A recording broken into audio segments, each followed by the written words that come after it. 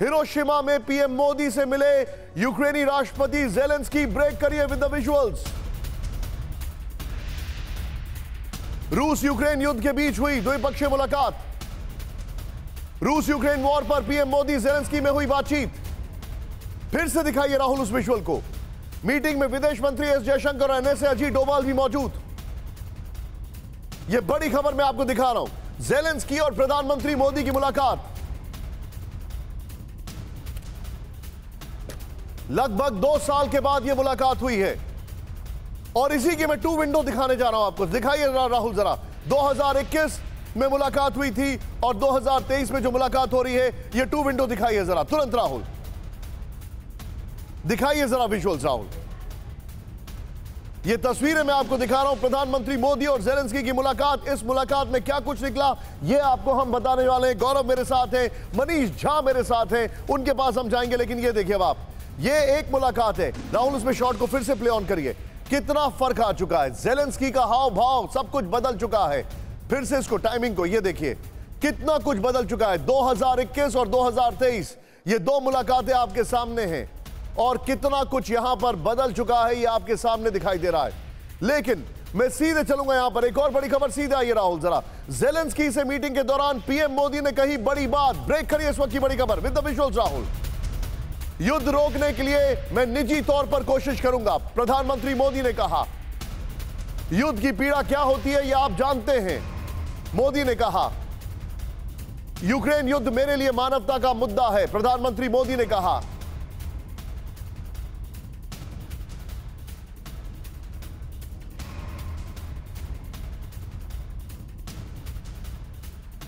युद्ध राजनीति और अर्थव्यवस्था का मुद्दा नहीं, पीएम मोदी ने कहा। राहुल क्या कहा उन्होंने, सीधे प्ले ऑन करिए। लेकिन मैं इसे राजनीति या अर्थव्यवस्था का मुद्दा नहीं मानता। मेरे लिए यह मानवता का मुद्दा है। उसमें मैं आपकी वेदना और यूक्रेन के नागरिकों की वेदना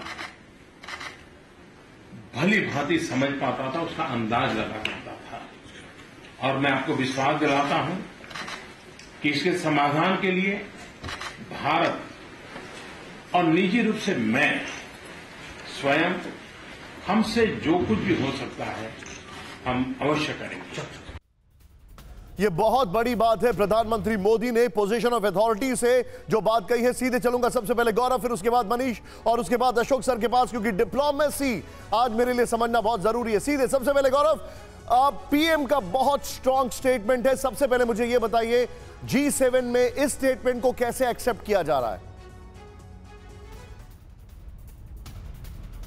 देखिए G7 में इस स्टेटमेंट को बहुत स्ट्रांगली एक्सेप्ट किया जा रहा है और रीजन उसका यह है कि प्रधानमंत्री नरेंद्र मोदी ने कहने के अलावा बिना कहे भी बहुत कुछ कह दिया है। उन्होंने साफ साफ कहा कि यह वॉर उनके लिए राजनीतिक या आर्थिक नहीं बल्कि मानवीय मुद्दा है। यानी उन्होंने साफ कह दिया कि हम यहां पर यूक्रेन के साथ खड़े हैं, लेकिन केवल और केवल ह्यूमैनिटेरियन ग्राउंड पर, जो पुतिन को भी बुरा नहीं लगेगा, जो पुतिन को और जो यूक्रेन के खिलाफ खेमा है उसको भी बिल्कुल बुरा नहीं लगेगा। और यही वो डिप्लोमेसी है जिसका जिक्र आप कर रहे हैं। यह डिप्लोमेसी जिसका जिक्र प्रधानमंत्री नरेंद्र मोदी ने अपनी बातों में भी कहा कि युद्ध आप हमसे ज्यादा अच्छे समझते हैं। यानी ज़ेलेंस्की को कहीं ना कहीं उन्होंने मरहम लगाने की कोशिश की। उनको बताया कि भारत आपके नुकसान को समझता है, लेकिन भारत मानवीय आधार पर आपकी जो मदद कर सकता है वो करेगा। देखिए G7 को क्या चाहिए। G7 यहां पर यूक्रेन के लिए एक प्लेटफॉर्म तैयार किया गया। मैं आपको अगर सीक्वेंस बताऊं तो सबसे पहले रूस पर नए सेट ऑफ सैंक्शंस आए। उसके बाद एकदम से खबर आई ज़ेलेंस्की आ रहे हैं। ज़ेलेंस्की जैसे यहां आने वाले थे तभी इंटरनेशनल कोलिशन का अनाउंसमेंट हुआ कि वो बनाया जाएगा ताकि यूक्रेन को फाइटर जेट्स दिए जा सके। तो एक प्लेटफॉर्म धीरे धीरे यहां तैयार किया जा रहा था। लेकिन भारत से निकलते वक्त जो बात प्रधानमंत्री नरेंद्र मोदी ने कही थी, वो बात उन्होंने आज सुबह जब महात्मा गांधी का स्टैचू अनवील किया वहां पर भी कही, जो बस्ट उन्होंने अनवील किया। और आज जब यहां पर ज़ेलेंस्की से मिले, निशांत बहुत करीने से आप इसको समझें तो बिल्कुल सधी हुई बात में प्रधानमंत्री ने कह दिया है दुनिया को कि इस युद्ध में शांति ही एकमात्र रास्ता है। और भारत की जो लाइन है वसुधैव कुटुंबकम की, बड़ी खबर जो हमारे पास आ रही है गौरव, बी विद मी। मनीष, रूस इस बैठक को कैसे देख रहा है?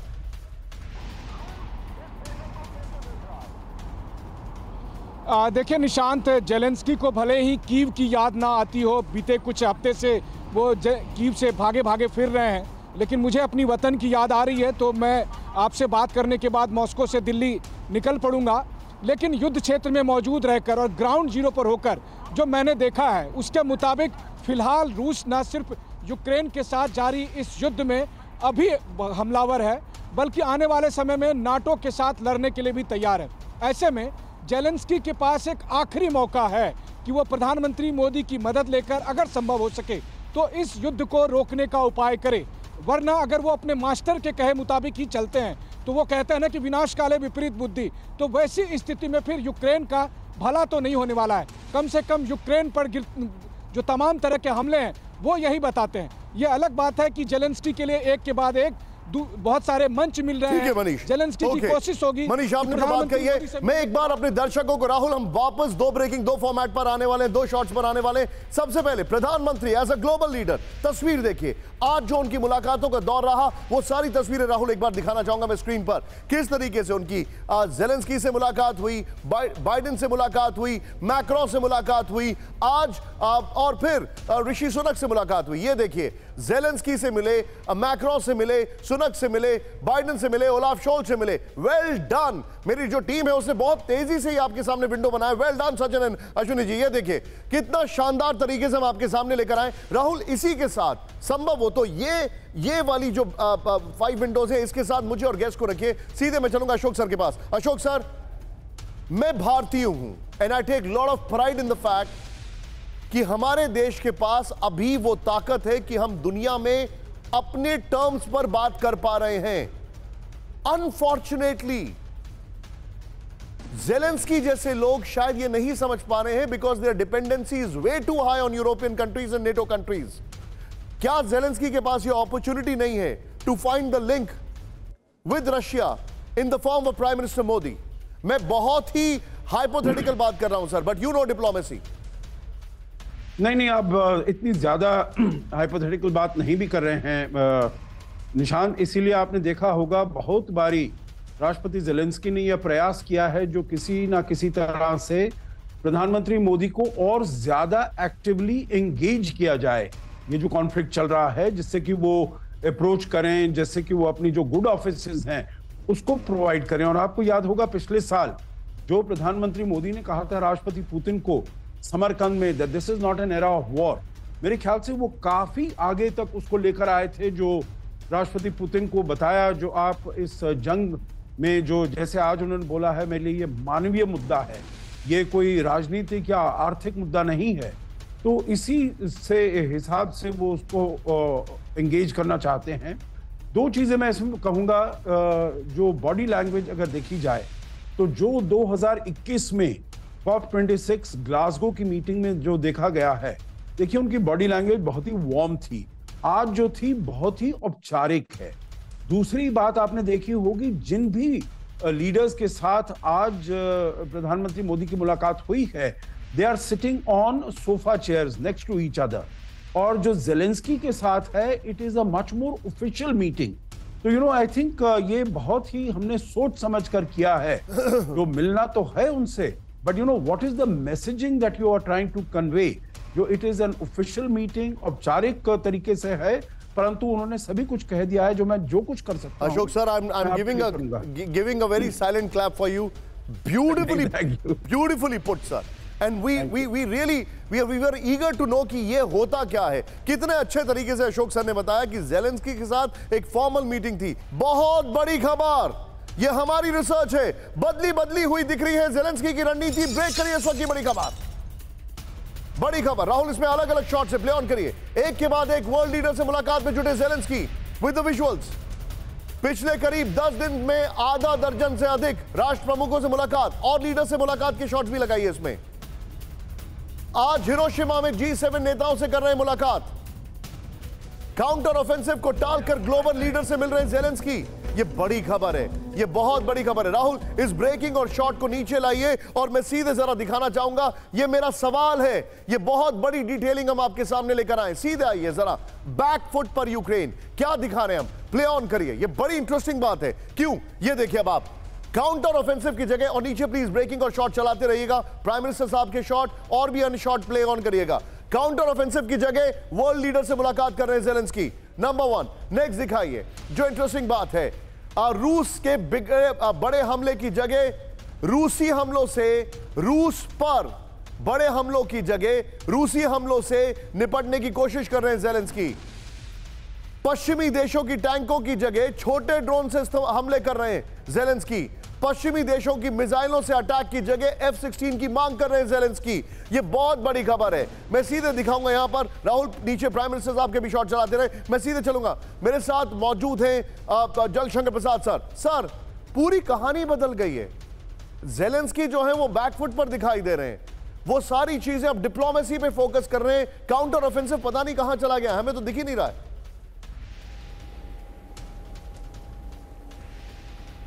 निशांत, समझने की बात यह है कि पिछले ही हफ्ते ये पूरे यूरोपियन नेशंस का टूर कर रहे थे। फ्रांस का टूर किया, यूके का टूर किया, अमेरिका के F-16 की बात हो रही है, ट्रेनिंग की बात हो रही है F-16 के ऊपर। F-16 दिए जाएंगे, यूके से मिसाइल्स दिए जाएंगे, जर्मनी से टैंक्स दिए जाएंगे। और यही ग्रुपिंग जो कि G7 के परमानेंट मेंबर्स हैं वो आज मिले हैं हिरोशिमा में, जहाँ पर प्रधानमंत्री जो कि एक G7 के परमानेंट मेंबर भी नहीं हैं, जो कि एक स्पेशल इन्वाइटी के तौर पे गए, उन्होंने आज पूरी लाइमलाइट छीन ली है।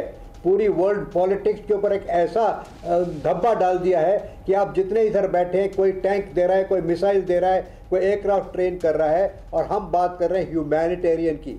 The complete focus of G7 today is on a statement made by not even a permanent member. हम परमानेंट मेंबर भी नहीं है, हम तो इन्वाइटी है as a chair of G20।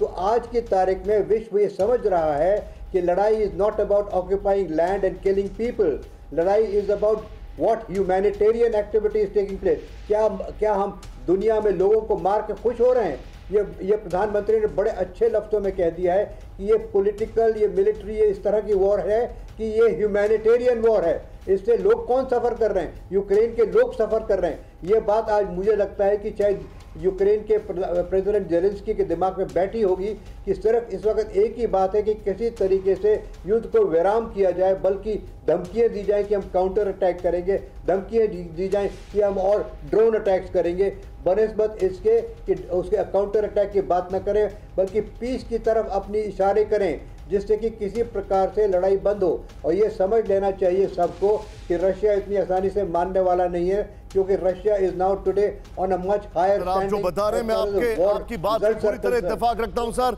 यूरोपीय देशों पर परमाणु संक्रमण फैलने का बड़ा खतरा। ब्रेक करें इस वक्त की बड़ी खबर। यूरोपीय देशों की ओर बढ़ रहे हैं रेडियो एक्टिव क्लाउड। पश्चिमी यूरोपीय देशों में फैल रहे हैं रेडिएशन युक्त बादल। क्लेमनेत्स्की से लीक हुए यूरेनियम कणों का असर। क्लेमनेत्स्की वाले शॉट दिखाइए प्लीज जरा, जो वहां पर मेजर अटैक किया गया था। क्लेमनेत्स्की में जो अटैक किया गया था। रूसी रक्षा संघ के सचिव निकोलाई पात्रुशेव का बड़ा दावा।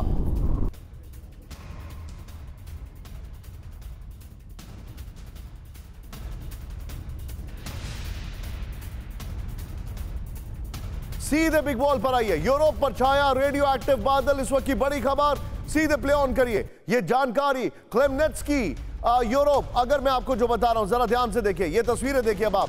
ये है क्लेमनेत्स्की, राहुल जरा जूम इन करें, जहां पर वो बहुत बड़ा धमाका किया गया था, और वहां से ये क्लाउड्स मूव कर रहे हैं यूरोप में। ये हमारे पास इंफॉर्मेशन आ रही है।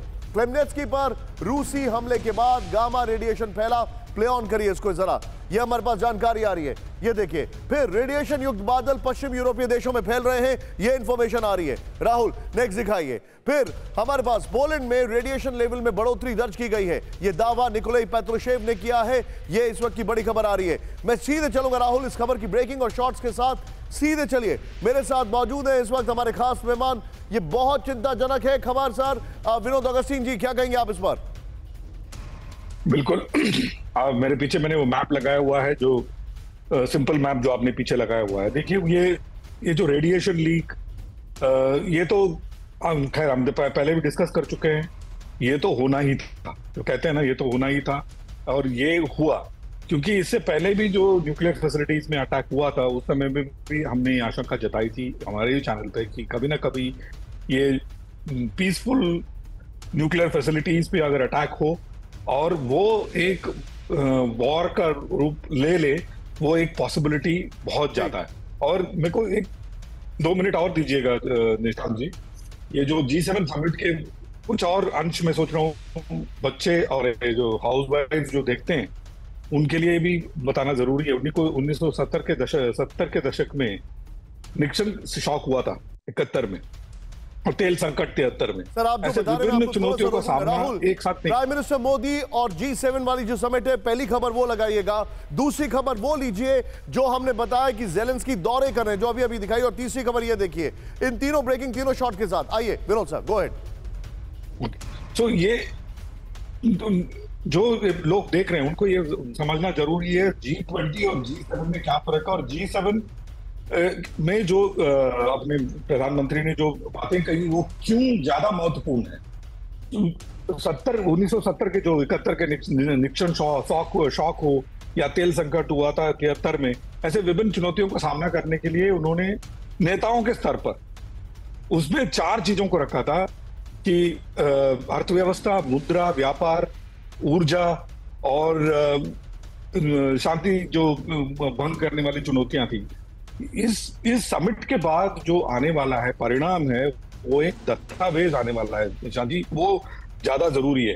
पोस्ट G7 समिट एक ओपन सोर्स दस्तावेज आता है, इसमें सारी चीजें कैप्चर की जाती हैं और उस दस्तावेज में जो हमारे प्रधानमंत्री ने कहा है वो लिखा जाएगा। सर आप जो बता रहे हैं, एक बार आपको रोकना चाहूंगा यहाँ पर राहुल, ये वाली जरा ब्रेकिंग और शॉट दिखाइए। ये एग्जैक्टली विजुअल्स जो मैं आपको अब दिखा रहा हूं, जरा ध्यान से देखिए। ये है ये मशरूम क्लाउड। राहुल ब्रेकिंग और शॉट दिखाइए जरा। ये मशरूम क्लाउड जो आप देख रहे हैं, ये बताया जा रहा है ये रेडिएशन फैल रहा है यूरोप तक। ये बहुत चिंताजनक खबर है, वार्निंग कॉल है। G7 के मन से रूस और चीन को सख्त संदेश। ब्रेक करिए इस वक्त की बड़ी खबर। रूसी ऑपरेशन को बताया दुनिया के लिए खतरा। यूक्रेन को हर तरह की मदद करने का भरोसा। With the visuals Rahul. Indo Pacific में चीन की मनमानी नामंजूर। बिग वॉल पर आइए राहुल, और इसके नीचे ब्रेकिंग और शॉट दिखाइएगा। G7 मीटिंग से रूस और चीन पर अटैक किया गया है। ये देखिए, नंबर 1 पुतिन को मैसेज, जब तक जरूरत तब तक यूक्रेन को मदद। नेक्स्ट, यूक्रेन पर रूस का अटैक अवैध, रूस का क्रूर हमला दुनिया के लिए खतरा, यह कहा गया है। फिर चीन को मैसेज दिया गया है, free and open Indo Pacific का समर्थन यथास्थिति रहेगी, बदलने की किसी भी कोशिश का विरोध करेंगे। नेक्स्ट, एटमी हथियारों पर, न्यूक्लियर हथियारों से मुक्त विश्व का लक्ष्य है। राहुल, इस खबर के साथ सीधे चलिए गौरव के पास। गौरव, अच्छी खबर भारत के लिए यह है कि जहां पर यूक्रेन का जिक्र है, तीसरे पैराग्राफ में इंडो पैसिफिक का जिक्र है, यानी भारत ने भी अपना पॉइंट वहां पर रख दिया है। क्या यह बड़ी बात नहीं है?